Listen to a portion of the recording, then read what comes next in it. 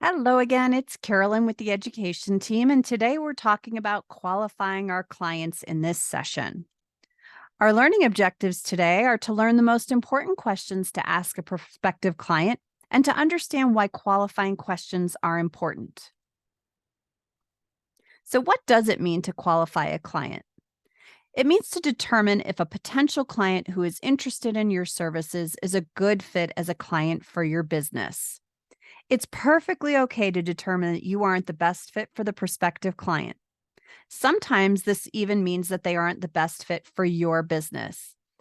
It's really important to make sure you can handle the request is important. Damage can be done if you take off more than you truly can handle.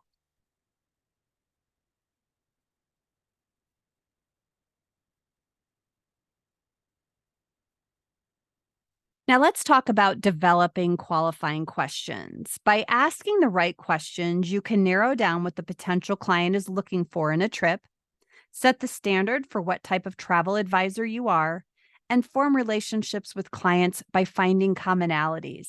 This business is all about relationships, and finding that commonality is key in starting what we hope to be a long lasting relationship.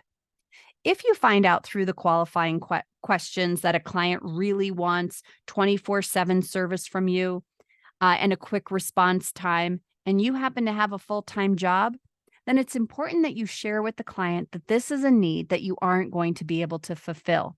Then they can determine how important this is to them. Let's talk about basic qualifying questions. These are things like how many are traveling, who's traveling, if there's a special occasion. This is all of these questions allow you to put together a really comprehensive trip proposal. And how awesome is it when you have the client booked and can go back to the client and say, and by the way, I've also noted that it's grandma's birthday. This act shows that you were listening and are committed to making this special. Now we have the basics down. Now we need to dig a little bit deeper into the details.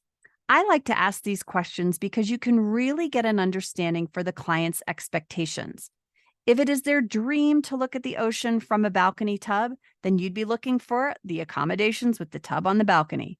If the client answered that they hate to wait for other people during their travels, then you'd be wanting to include private airport transfers and private tours or excursions. The questions the question, do you enjoy researching, is really going to shed some light on if they'll be doing work while you're doing work. This is okay. You just want to be aware. I like to use the phrase, let the client work alongside you as a partner in the planning process. You do not need to be competing against each other or the internet. And finally, who is involved in that final decision? I usually like to have this person on the initial call as well because ultimately they may want more of a say than they think. Whenever I hear whatever the grandkids want, this only goes so far when what the grandkids want is 40,000 and the grandparents were expecting 30,000. So it's really important to make sure that that person making the final decision is involved from the get-go. Now, the budget question is one of the hardest questions to tackle because no one ever likes to talk about money. This question can be approached in a couple of different ways. Um, the first one is, it's hard to say what's your budget.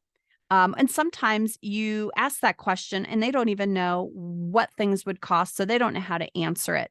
So, a lot of times you can turn that around and say, what is the most you would like to spend on this vacation? A lot of people have that number in mind.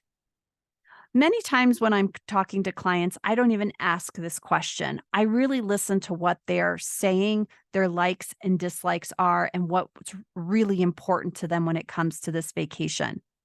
So, in our when I create my proposal, a lot of times I'll write, in our initial conversation, you mentioned that A, B, C, and D would make this trip fabulous for you. The options below include all of those things. Now, they may come back and say, wow, that's way over budget. This is then your opportunity to say, okay, where do you want to cut? Is it the private transportation, the oceanfront room? What didn't matter to you as much as you thought it did? Many times, I just don't even ask about budget. I'm more interested in their trip requirements, and then I let them go back and make that decision. So that is there's a couple different ways you can approach this. Then we have these super important verification questions. The spelling of names, dates of birth, dates of travel, and contact information. All of that is super important. Do you already have passports, and when do they expire? Is there anything from preventing you from leaving the country? This could be a job related or a legal issue. This is a very smooth way of asking them if anyone anything could prevent them from leaving the country. You maybe you know this, but it is really important. If you have a DUI, getting in and out of Canada, well, you can't get into Canada with a DUI. It's pretty darn tricky. And if anyone has, back child support payments, this can also hold up the process or prevent the process. So it's really important. And this is a nice way of determining this.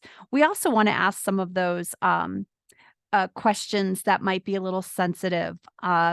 Is there anything that makes you nervous about this trip? That might open itself up to someone saying that they have a family member that has sensory issues or has trouble sitting on the airplane or waiting in lines, or noises are a problem for them. This also can open up itself to mobility issues or food allergies. So, these questions are really important. So, when do you need to revisit the qualifying questions? Well, many times that initial conversation will bring about things that they really want in a vacation. But once the proposal is sent, then the reality of the price and the expectations for the trip can settle in. This is when you may not get a response, or you might see some objections to your options. This is when you go back, revisit those questions and their answers, and sometimes ask them again. So I mentioned this just a little bit before. How do you approach diversity, equity, and inclusion through these qualifying questions? Do you have any concerns about this trip that I should be aware of? Are there any dietary or mobility issues that I should be aware of? And is there anything about the planning or taking of this trip that has you stressed out? Really, really important. It can be intimidating because it can feel like you're prying or could possibly offend someone. It can also completely change our client's vacation experience, though. So we want to make sure we can ask non-specific, open-ended questions that give clients the opportunity to share about their accessibility, medical, or safety concerns with us. And they may be sharing the same anxieties about bringing up these topics that we're feeling. So, these are some ways to approach that situation in a delicate way that shows that you're interested and that you're listening. All right. There are some great qualifying forms that you can find in My Travel Agent portal under the Forms and Documents tab. These are great to use during a conversation to keep track of notes, and also will help you touch on all the pieces. There's a short quiz at the end of this session before you're able to move on to the next. Thank you very much.